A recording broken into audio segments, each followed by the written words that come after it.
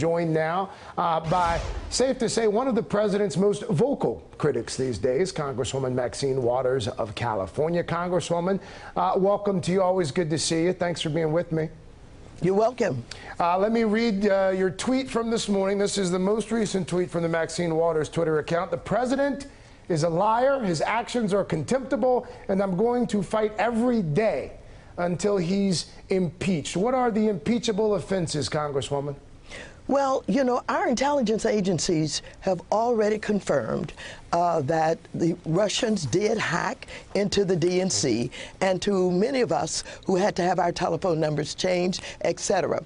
And so the question becomes, was there collusion? Did this campaign, did this president and his campaign and our allies collude with the Russians in doing the hacking and undermining our democracy?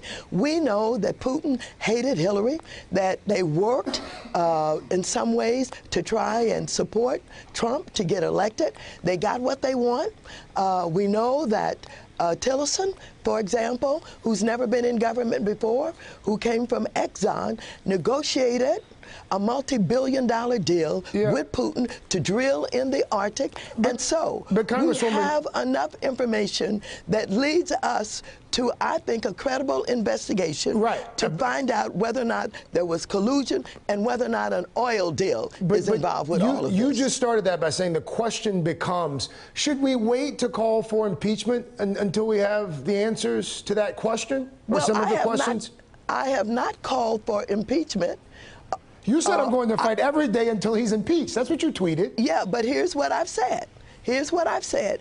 I've said that we need the information. We need to connect the dots. We need the facts in order to do the impeachment. And I'm going to work every day to try and help get those facts and to reveal them to the Republic, to our public, until, of course, impeachment is taking place. Let's talk about his tax returns. There were, of course, those marches over the weekend. Democratic leadership now trying to tie the release of those tax returns to any sort of a major tax overhaul in Congress. Do we think that's going to be an effective way to get the president to release his tax returns?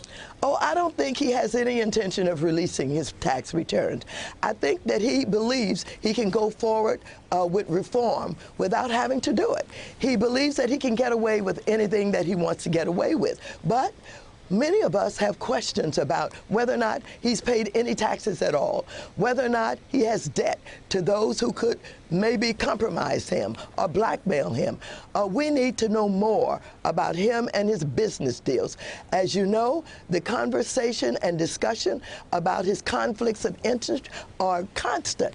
And so we really need to see those tax returns. Every president since Nixon have given those tax returns. And here we are with the tax returns now that's due the last day, and he's not going to even release the latest tax return. And so I think it's going to be hard for him to make people believe that he's credible in leading some kind of tax reform. Is he doing it to benefit himself, his friends? We don't know. Really quickly, Congresswoman here, before I let you go, you, as you perhaps know, you've become a bit of a hero to millennials, which I find humorous since I was watching the O.J. Simpson series a while back, and there was Maxine Waters from back in the day. I think folks forget how long you've been in the game. What do you think it is about you and Bernie Sanders right now that seems to be resonating with so many young Democrats?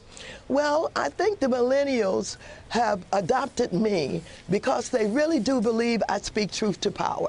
They see that I'm not afraid, that I am willing to say things that other people are not willing to say, to ask the kind of questions, to challenge. And that is very important to them. I think they're sick and tired of politicians being so protective of what they say and how they act. And they're also tired of the media not drilling down in ways that they should to get at the right answers and to find out information. And so I feel very comfortable in doing that. Many of them don't know about things that I've done in my past where I've had the same kind of attitude, and so it's refreshing to them. They like it, and again, they adopted me. They call me Auntie Maxine. I've adopted them. We have a love fest going on. Auntie Maxine, we're going to let you go. I always appreciate you. Thank you for your time. You're welcome.